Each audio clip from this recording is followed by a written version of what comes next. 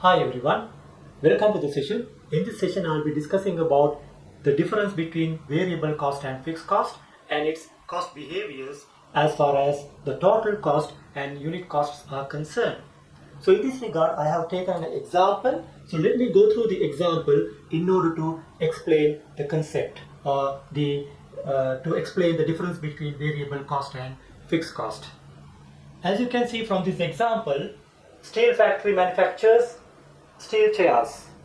There is a steel factory which manufactures steel chairs, and also the relevant cost structure is also given.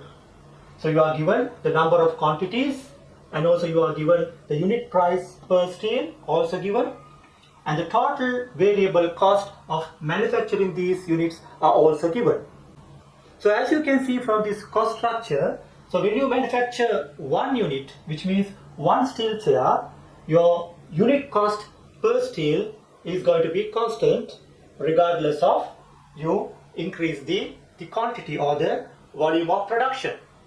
So when you produce one unit, your total variable cost will be 3. So when you produce 2 units, unit price will be the same, it is constant. However, the total variable cost will be $6. And further, if you manufacture 3 units, still your unit cost will be the same, it's constant. However, the total variable cost will be $9. So please remember, there can be instances where when you purchase bulk quantities, there will be trade discount. So there will be discount given on the purchasing price. But in this example, I have not assumed any trade discount. Okay, the assumption is there is no discount, so therefore your unit cost will be constant regardless of the amount that you produce. Okay, so now what conclusion we can draw from this particular table? So what is the conclusion that we can draw? So the first conclusion is the unit variable cost. Please remember, the unit variable cost remains constant. Okay, so this cost will remain constant regardless of increase in the volume. So regardless of the change in the volume. So regardless of change in the volume, the unit cost is going to be constant. So what is the second conclusion? The second conclusion is the total variable cost changes proportionately as the volume changes. As you can see, so when you increase the number of units, your total variable cost will increase. So this is the cost behavior as far as the variable cost is concerned. Now let's move on to the graph. This graph is derived based on this table. As you can see, your vertical axis represents the total cost and your horizontal axis represents the number of units produced or the volume. As you can see, when you produce one unit, the total cost is $3. As you increase the production to 2 units, your cost will increase to $6. And further, if you increase it to 3 units, the production units 3, then the total variable cost will increase to $9. So as you can see, as you increase the volume, as you increase the production, your total variable cost tends to increase.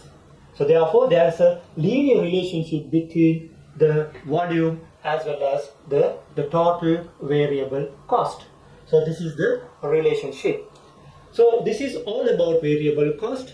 So I have discussed about the cost behavior as far as the total cost and the unit variable costs are concerned. Now let me move on to the next topic, which is fixed cost.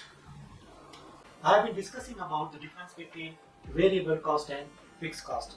I have already discussed about the variable cost and its cost behavior. So in this session, I am going to discuss about the fixed cost and its cost behavior.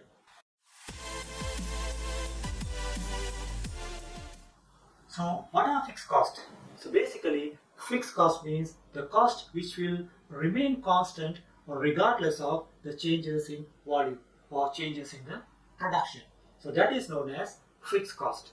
Now in this example, you are given the steel factory rent 3,000 per month, US dollar 3,000 per month. So we have been discussing about the steel chair manufacturing company. So the factory rent per month is 3,000 US dollars per month. Now in this table you can see the cost pattern or the cost behavior of the fixed cost. Now you are given the quantities. When you produced 1 unit, you are going to pay 3,000 US dollars for the factory. The factory rent is fixed. So when you produce 1 unit, you have to pay 3,000 US dollars as factory rent.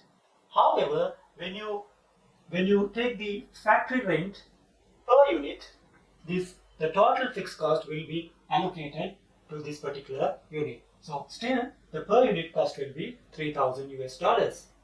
And if you increase the production to 2 units, so what is going to happen now? Your total fixed cost still is going to be 3,000. You have to pay the factory rent regardless of the number of units you produce. However, the factory rent per unit will reduce. Why?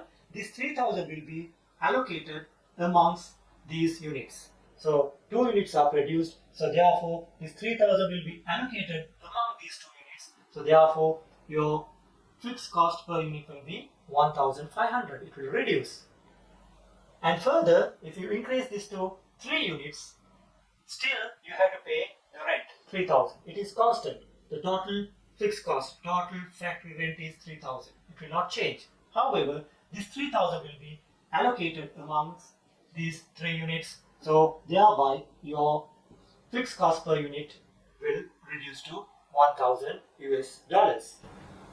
So what conclusion you can derive from this table? We can derive these conclusions from this table. So what are those? First conclusion will be unit fixed cost changes as the volume changes. So once you increase the volume or the production, the fixed cost per unit is also reducing, will reduce. So you increase the production, your fixed cost will reduce. Fixed cost per unit will reduce. The second conclusion will be the total fixed cost will remain constant regardless of the changes in the volume. So the total fixed cost is not going to change. It is constant regardless of the changes in volume.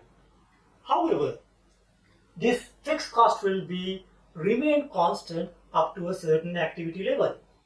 So up to a certain capacity. So over and above that capacity, the fixed cost will change. For example, let's assume this particular factory can produce up to 1,000 units. So that is the capacity of the factory where you can produce only 1,000 units.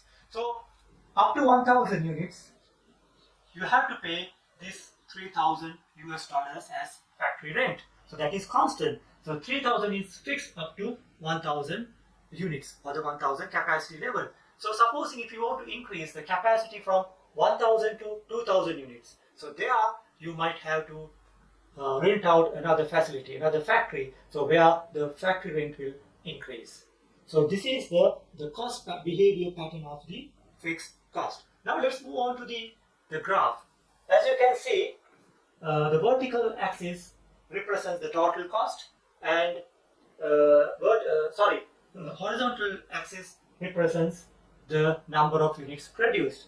So this is plotted based on this table. As you can see, when you produce 1 unit, your fixed cost is going to be 3,000. The total fixed cost. So when you increase the production to 2 units, still your fixed cost, the total fixed cost is going to be constant. It will not change. And 3 units also 3,000. So even if you increase the production to 3 units, the total fixed cost will be 3,000 US dollars. So this is the fixed cost line. So this is all about fixed cost and its cost behaviors. I will see you soon with another video. Thanks for watching. Bye for now.